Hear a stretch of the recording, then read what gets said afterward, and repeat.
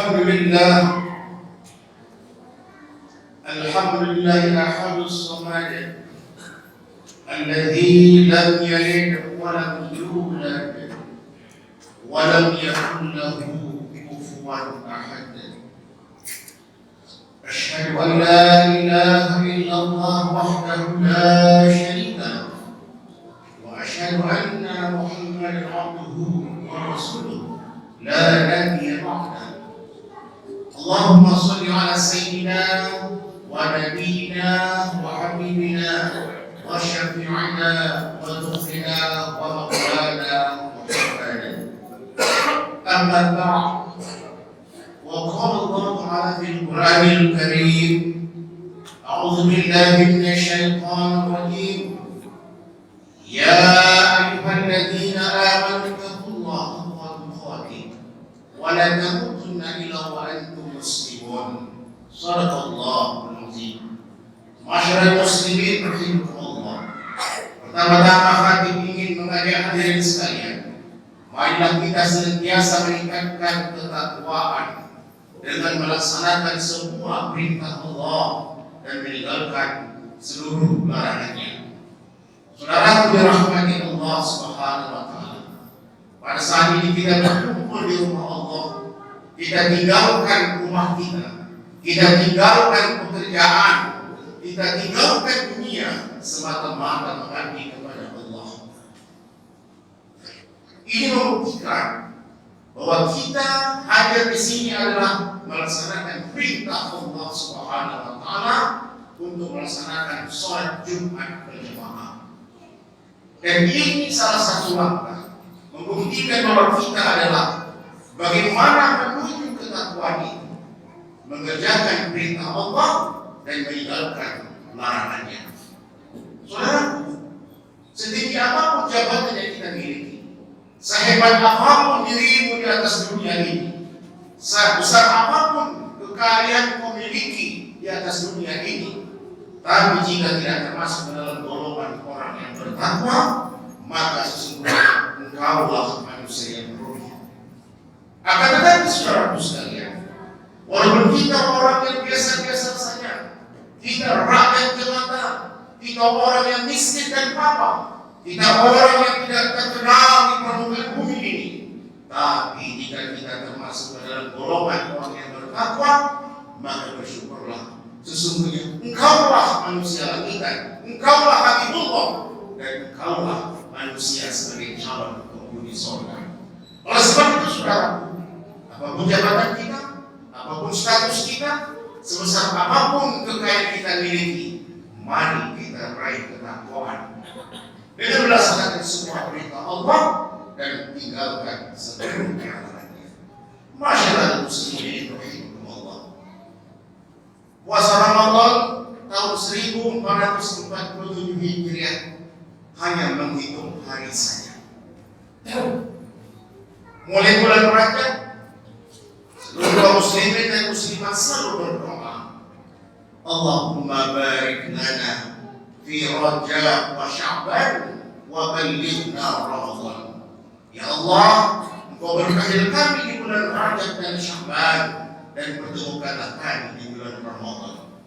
Rindu kaum muslimin dan muslimat untuk berjumpa dengan bulan Ramadan.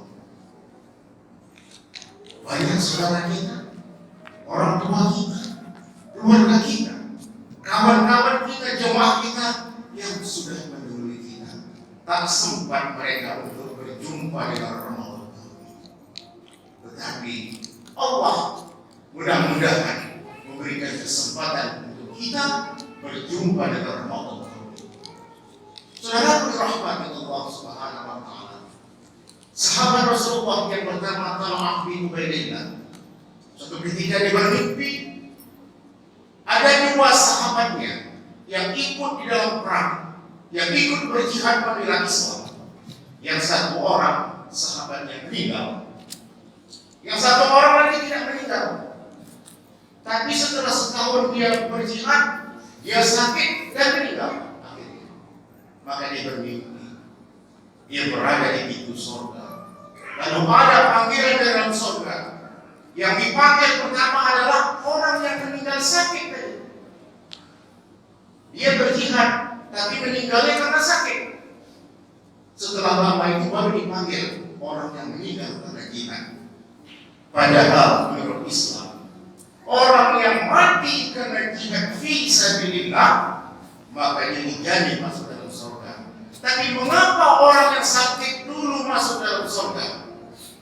Maka si Talha dia bercerita kepada sahabat. Sahabat tak ada yang mengaku, tidak ada yang percaya.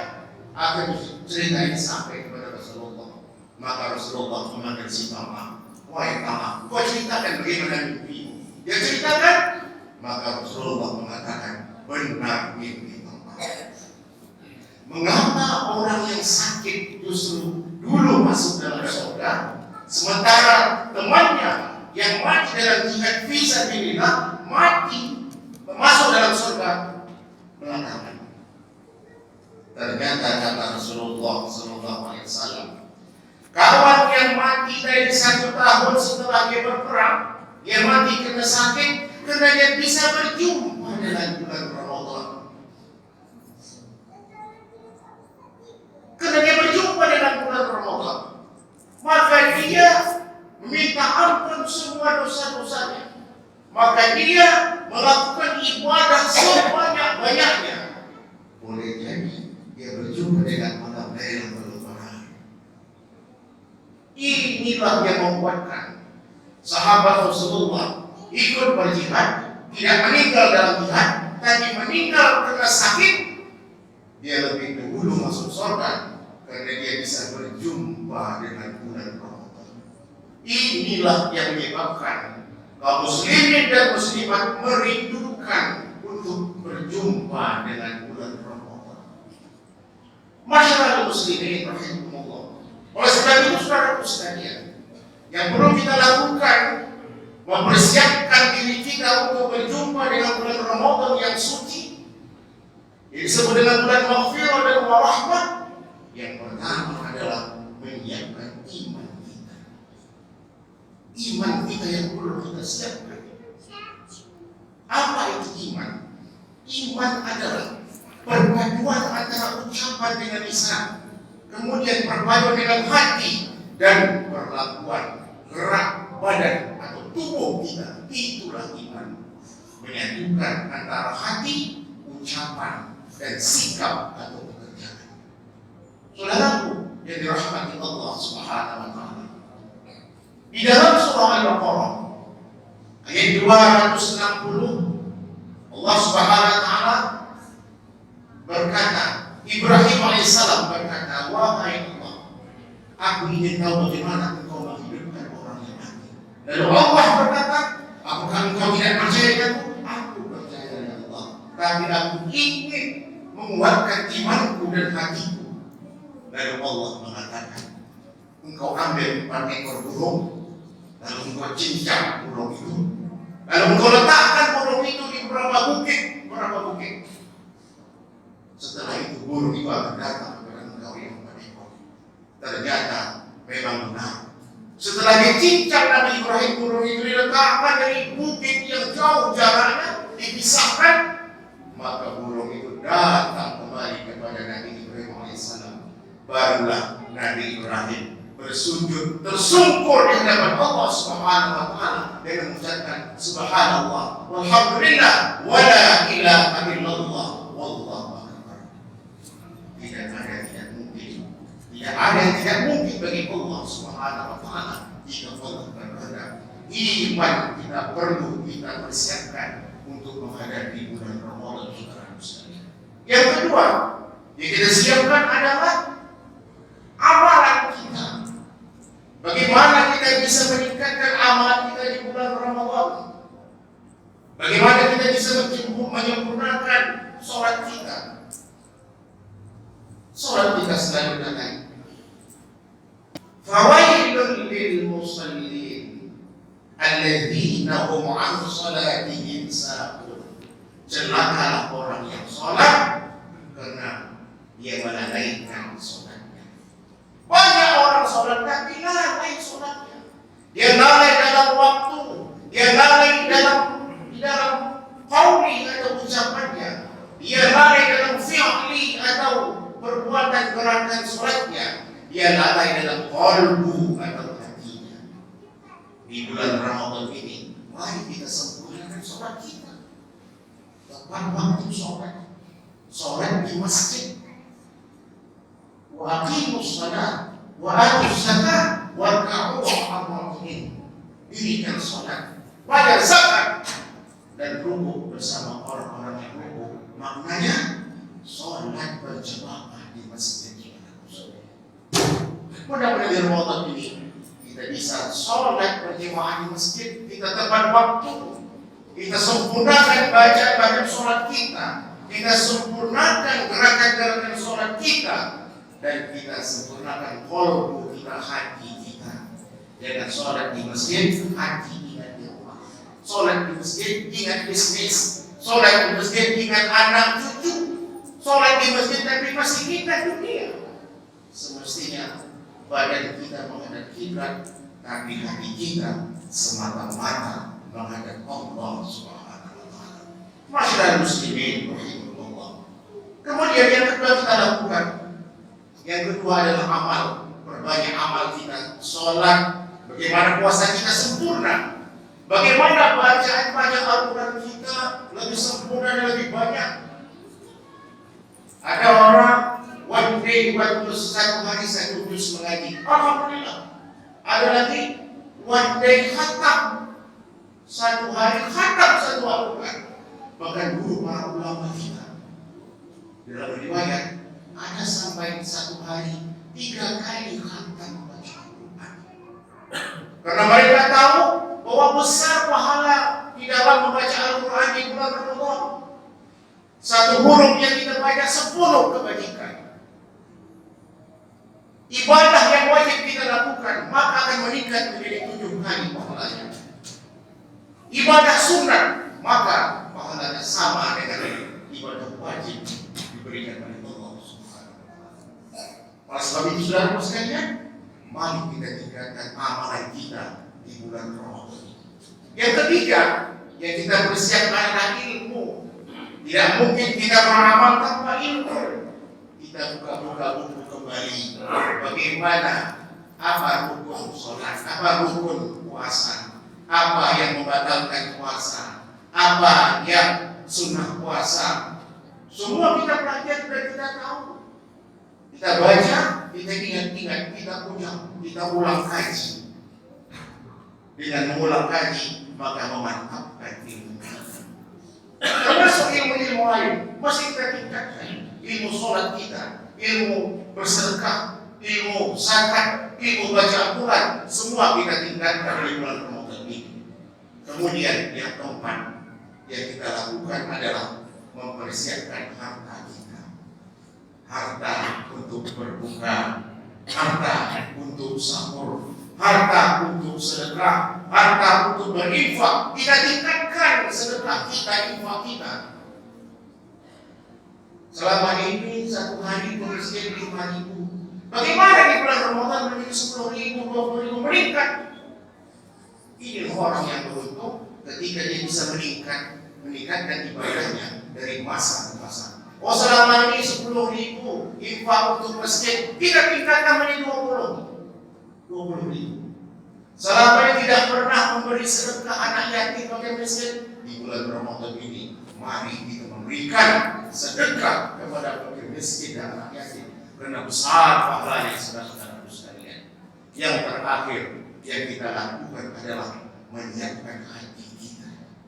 Banyak orang puasa, tapi puasa awam, hanya menahan lapar, haus dan dahaga, tapi badannya, matanya, telinganya, hatinya, hidungnya, tangannya tak berpuasa. Hanya perutnya saja berpuasa. Kemudian ada puasa khusus. Dia menahan lapar dan dahaga, dan dia menjaga badan atau fisiknya. Matanya dia jaga, tangannya, hidungnya, telinganya, kakinya, semua dia jaga. Dan yang paling tinggi tingkatan adalah puasa khusus, puasa yang istimewa, bahkan hatinya pun mengingat Allah Subhanahu wa taala. hatinya tidak pernah berkata-kata negatif terhadap orang lain. Tidak pernah hatinya mengejek, tidak pernah hatinya memfitnah, menghibah, berpandangan negatif terhadap orang lain. Kalau kita bisa mencapai puncak ini, maka sesungguhnya inilah kuasa para ulama, para wara, para rasul dan para nabi sekalian. Mudah-mudahan saudaraku sekalian, kita bisa mempersiapkan ibadah puasa kita dengan sempurna. Karena ingat saudaraku sekalian, puasa ini merupakan perintah Allah. Ya ayyuhalladzina amanu kutiba alaikumusiyam kama kutiba alal ladzina min qablikum la'allakum tattaqun. Wahai orang-orang yang beriman, diwajibkan atas kamu berpuasa sebagaimana diwajibkan atas orang-orang sebelum kamu. Semoga kamu menjadi orang yang bertakwa. Ternyata para nabi dan umat terdahulu juga puasa. Nabi Musa alaihissalam puasanya 40 hari setahun. Nabi Daud alaihissalam 1 hari puasa, 1 hari tidak. Langkau 1 hari sepanjang tahun dia berpuasa. Itu Nabi Daud alaihissalam. Dan semua para nabi kita dan umat-umat terdahulu diwajibkan oleh Allah Subhanahu berpuasa. Ini membuktikan bahwa kita juga berpuasa karena para nabi dan rasul terdahulu, para umat-umat terdahulu diperintahkan oleh Allah Subhanahu berpuasa. Kenapa? Karena berpuasa itu untuk meningkatkan amal dan ibadah kita sebagai investasi kita yang akan kita pertanggungjawabkan di hadapan Allah Subhanahu wa taala.